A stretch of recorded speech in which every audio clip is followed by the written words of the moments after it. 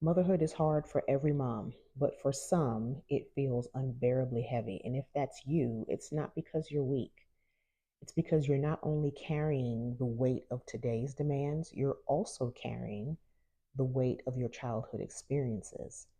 And by the time you finish this video, you'll know the first steps to finding freedom. Hi, if this is our first time meeting, I'm Vanessa. I'm the doctor who will tell you the truth. And I'm also the mom friend who will wrap it in love so that it goes down a whole lot easier. And today's video is coming off of my last one where I talked about the four key components that a family provides the children of the family so that they grow up successful. And I realized that for you, if you saw that video, you may have felt like, man, you're adding on like four more things that I need to consider. And if I'm not doing these four things, I'm a terrible mom. And that is not the intention of the video. That video was about giving you a framework. If you feel like you're just fumbling around in motherhood and you don't really know what you're doing, and somebody tell me something, the four components helps you with that. It's not meant to add weight to you, it's meant to add clarity so that you can move forward in motherhood with intention rather than doing what you may be doing right now, which is just being in survival mode because you feel so overwhelmed by all that you're doing and all that's required of you and all the people who pull on you and they depend on you and you show up for them, and it gets exhausting. And it gets to a point for all of us where we're just like, I have to survive. I have to take care of me.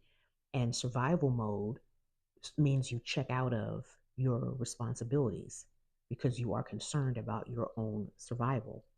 And so those four key components are meant to give you like four rafts to hold on to say, okay, if I can boil it down to these four things, this is the way I teach our family to take care of each other, right? These are the four things I need to give my kids. They might want all kinds of things, but these are the four things that this family needs to provide each other. And it's boiling it down and trying to keep it as simple as possible. But if you watched that video, and if you haven't, you should.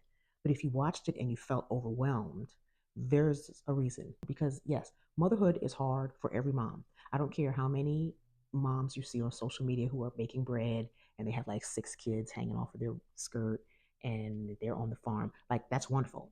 I don't care how many of those you see. Those moms also have hard days. They also have hard moments within days. They also have children who are more challenging to deal with than others. They all have it. They're just not showing it to you.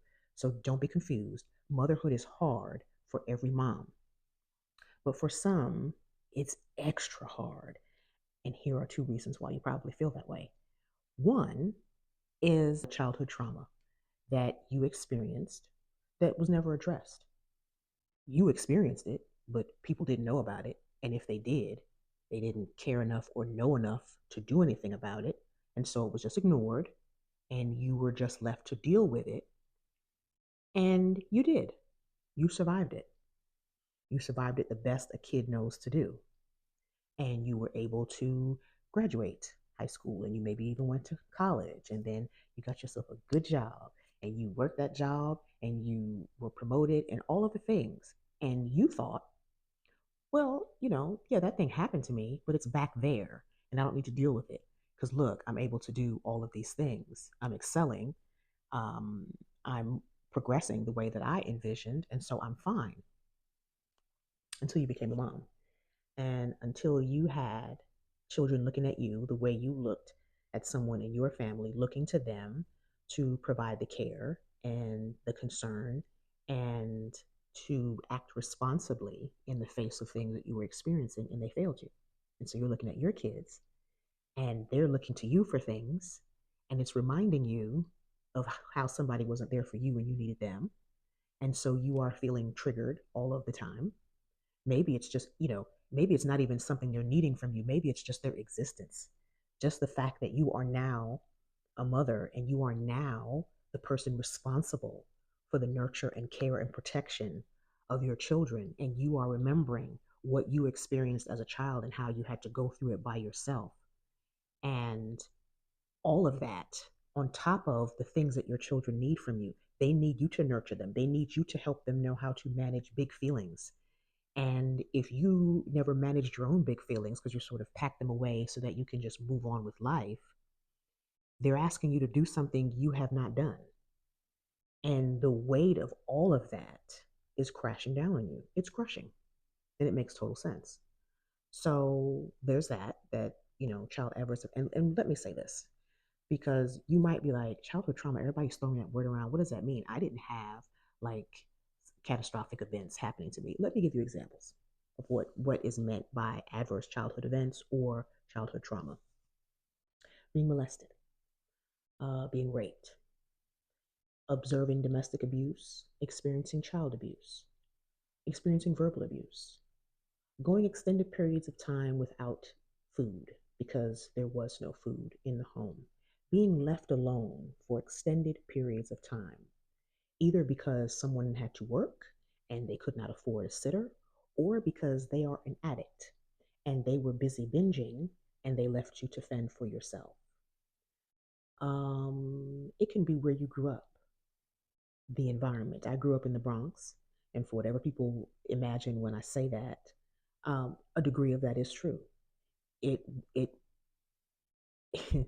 there were a lot of things that I experienced there just being in the Bronx, just that environment, just that intensity that some would call traumatic.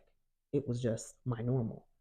But again, just because I could absorb it and move through it and quote unquote overcome it does not mean that those things did not affect me and that they don't now color and shape how I'm showing up as a mom today.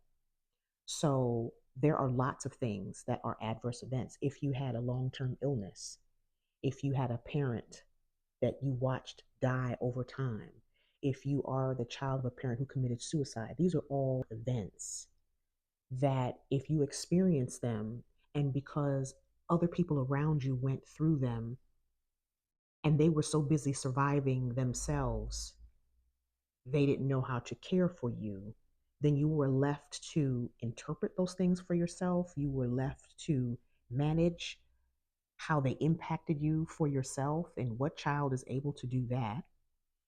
And because children are resilient, we always say, we just figure, well, she looks okay.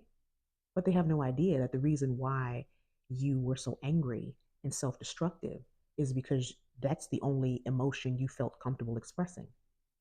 Nobody cared about your sadness. So you didn't show them that. You channeled it other ways.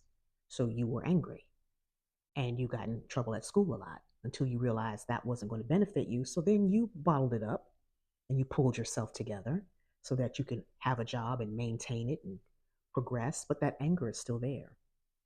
And when the right person, because there's nothing like a child, there's nothing like a spouse and nothing like a child to push the right button to get things to come up that you thought you did such a good job of locking down on the inside of you.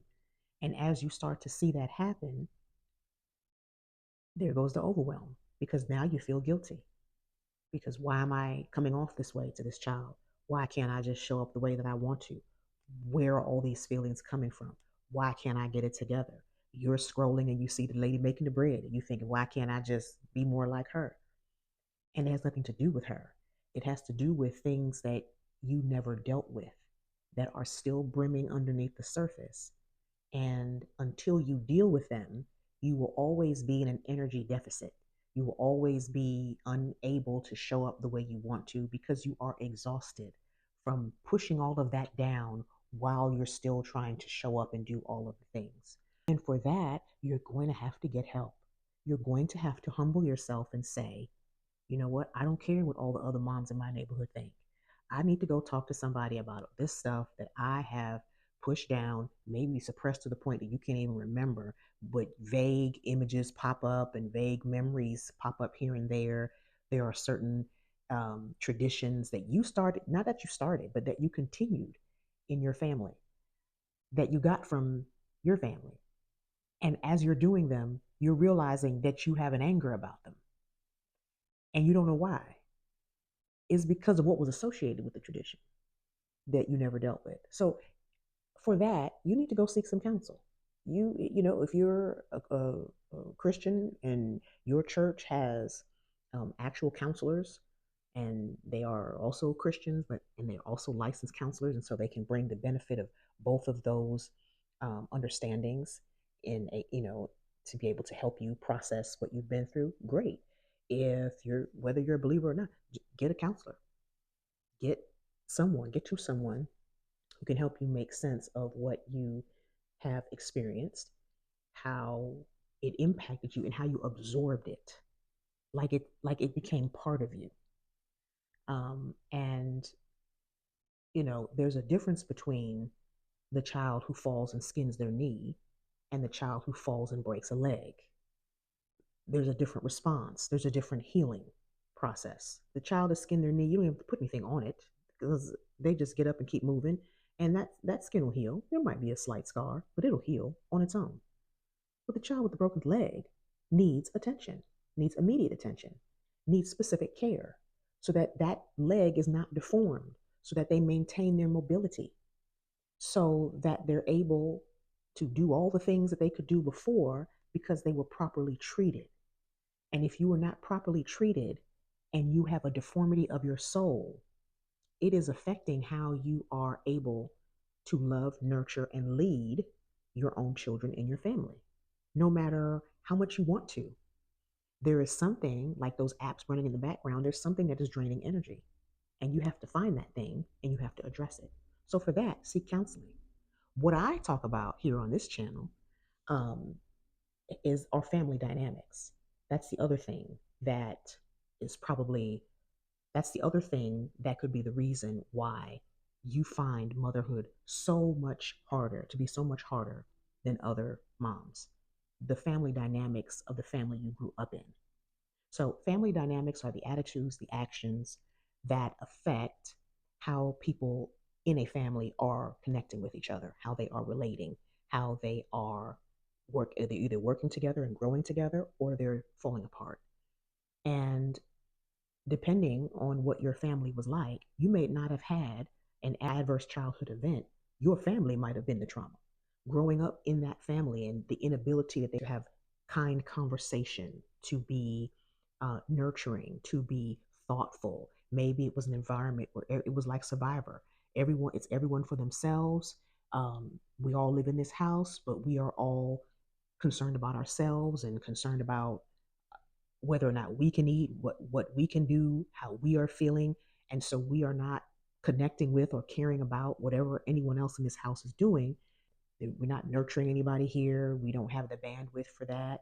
Maybe again, it's because we have addictions or we have to work so many hours to have anything to eat, to be able to maintain the household, that you are left by yourself. Maybe there is a lot of anger because of the way the family came together, blended but not really blended, sort of more thrown together. And so people have hostility toward each other that has never been addressed, that has never been discussed, has never been worked through. And then there are just things that pass down through family, cycles of behavior, cycles of thinking, cycle attitudes that just pass down through the family. And you're just going to do what you were exposed to because that's human nature, unless you're aware of it and you make the connection between, oh, this behavior is getting me this result and I don't actually want this result. I know people in my family have settled for this result or they've accepted this result this whole time, but I don't want it and I don't want my kids to live that way. And so I'm going to have to make a decision about what this thing is that we keep doing and what I need to do differently in order to have a different result. But if you don't know to do that, if you don't know to stop and become self aware and to ask questions, you tend to just do what was done, even if you hated it, even if you noticed it growing up and you experienced the repercussions of it, the results of it, and you swore that is not what I'm going to do. Unless you know to do something different, you will do the same thing you've always done because we are creatures of habit. Habits are comfortable. And so, whatever you have seen done habitually or you have done habitually, even if you hate it, you will continue to do it until you work on developing a new habit because you decide that the habit you had does not serve you. And so that's where I come in to help you ask yourself the questions so that you stop running from whatever that was in your childhood. You just want to run from it and do something different. But what? What needs to be different? What was the problem? What did you experience as a child and how did it affect you? What did it label for you? What did it tell you about yourself? The way people spoke to you, the way people treated you. How did that define how you see yourself? And how is that on replay today? What is that looking like today? How is that showing up today? And what would be a better option than what you've been doing? And can you even think of what that would be? Do you need to work with somebody to help you figure that out? Those are the things that will help you come back to more of a baseline. Because here's the thing, motherhood is a marathon. It is a marathon. It is not a sprint, it is a marathon.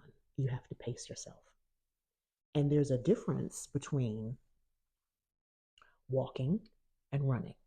Now, this I'm getting from people that I know who run because if I'm running, it's because somebody's trying to kill me. I like to walk. But what I do know is if I have been carrying, so let's think of your family dynamics or a personal traumatic event that you experienced as a child. Think of it as a 20-pound weight. When you're a kid and you have that 20-pound weight, you have all that energy, you have all that resilience, you have that 20-pound weight. That thing happened to you. You experienced that family story.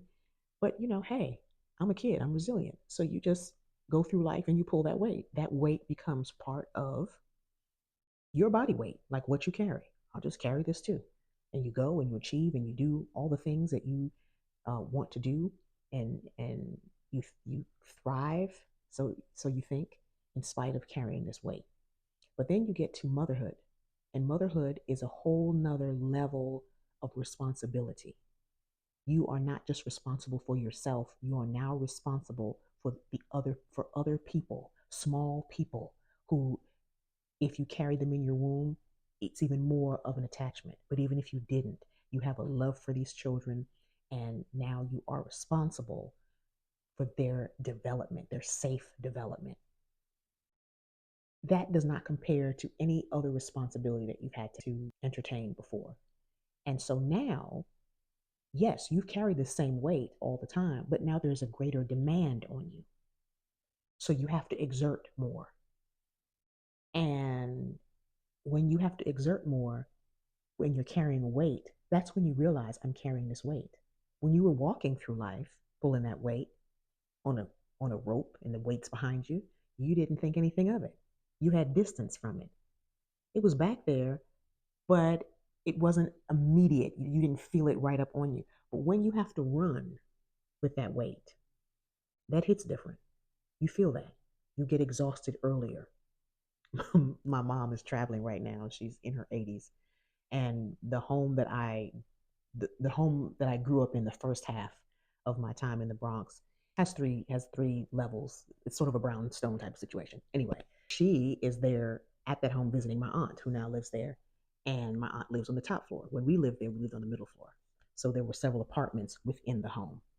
And my mom has had to go up the stairs to the top floor to get in and out of the apartment within the house. And my dad was telling me how she was like, oh my goodness, I thought I was in better shape than this, but I am exhausted going up and down these stairs. Because, yeah, when you're walking on flat ground, everybody feels fit. You felt fit. You felt fine. You felt able when you were uh, a single woman, maybe married before you started having children. You felt fit. You felt like I can do all the things. Yeah, let's start a family. I'm ready. And then the weight of all of that hit you. The memories of hit you. And then you realize what you have been carrying, and it's exhausting. I had to realize that a few years ago, and I had to go get counseling because literally I felt like I'm a persevering person. I'm determined. You knock me down, I get back up. The get back up wasn't happening as fast, and I couldn't figure out what was wrong with me. I'm pretty self aware, and so I tried to think through what might be going on. I couldn't think through it, so I was like, okay, well, let me talk to somebody about it. Come to find out, it's all kind of stuff that I've been carrying that I thought was normal because I had to carry it. I was left to carry it. I've had adverse events, family dynamics were screwed up. And so we didn't even have the kind of family. So that's a double whammy. If you don't even have the kind of family dynamics where you can talk to somebody about the thing you experienced that no child should experience, then you feel doubly alone.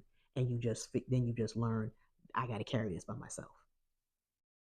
It's either you carry it by yourself or you don't carry it at all because you're not here to carry it. Okay? So there's people who struggled with that, which is another burden, having had suicidal ideation and having had to suppress that. It takes a lot of energy to suppress. It takes a lot of energy to suppress. And so I know what it's like to um, have a lot of things going on in the background, weights, and I'm not a kid anymore. So whereas I was resilient and I could just move forward with those weights and think nothing of it, now the more and more responsibility that I have, the more I am changing, right? Perimenopause, menopause, all of that coming onto the scene.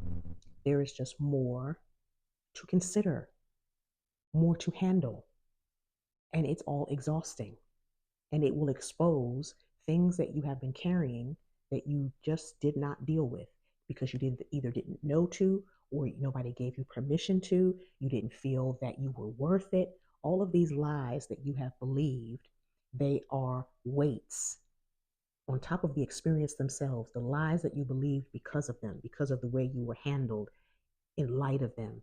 All of those things are weights that now, when you go to mother, nurture, lead, love on, care for someone else, if you didn't get those things, you cannot give them. And if you really want to give them, but you feel so depleted, then you're angry, you're feeling guilty. Now you're beating yourself up and you're comparing yourself to others. So, this is the invitation. I talk a lot about building families, and I will continue to do so. I will continue to talk about family dynamics and how to um, improve yours, especially if you didn't come from a family with good family dynamics. We'll get into all of that, but there can only be change if you take a moment and stop and think and be honest with yourself and face what you have experienced and make a decision to address them. They were not addressed when you were a kid. And I'm sorry about that. I am. But now you can take care of that little girl. Now you can make sure that she gets what she needs so that you are the mother you need to be to give your children what they need from you. And it's not everything. You're not everything to them, but you are a major, major influence in their lives. And they need you to show up as your best self. And if you've been showing up as your broken self, this is the invitation to take care of that. It's a process, but it's one that's worth starting for you and for your children and for the future of your family and the legacy that you're leaving for generations to come. So I hope that brings clarity. I hope that brings encouragement. If you've never felt that anybody cared about what happened, I hope you understand that I do. And that I made this video because I want you to win. I want you to win as a mom, but first and foremost, I want you to win as a whole woman, a healed woman, so that you can show up your best in all of your roles. Motherhood is just one, but in all of your roles, that you have the energy, that you have the vitality, that you have the joy to bring your full self to all of those roles. And if you'd like to hear about the lessons I'm learning in real time about how to manage my own family dynamics, lessons that I share with my mama bears in my weekly newsletter, then check out the link below for the Motherhood Unmasked newsletter. It's free for you to sign up. I'll see you in your inbox once a week, and I look forward to seeing you there. So until next time, please remember, when it comes to you being the mother of your children, you are the woman for the job. And if you have enjoyed this video, I would love for you to let me know what you enjoyed about it in the comments. Until next time, take care.